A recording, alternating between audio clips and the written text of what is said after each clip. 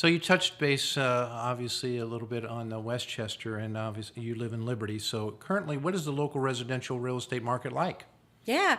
Well, I would still describe it as a seller's market, Okay, and it's still moving very fast. So, if you're a buyer that's looking in these areas, you don't want to sit over the weekend and wait to see the house. You definitely want to get in it sooner rather than later.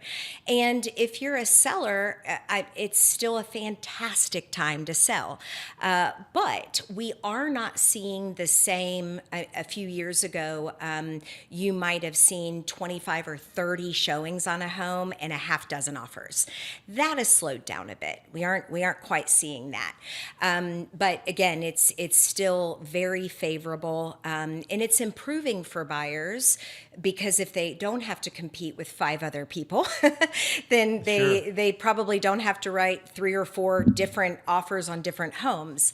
But I think that as it begins to balance out and we have more inventory through both new construction, as well as just even all of the construction with apartments and things like that, helps to free up inventory a little sure, bit.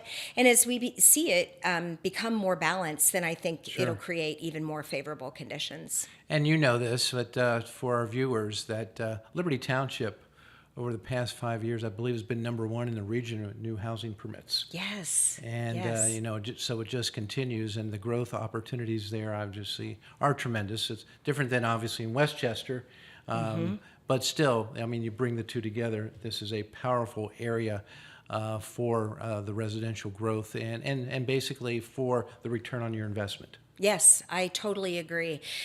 This area offers really the best of everything in terms of, again, having a lot of opportunities for housing that are still very affordable compared to surrounding communities Sure. and areas in other states, but also having the economic opportunities, and having great schools. Yeah, So, absolutely. very desirable. Absolutely.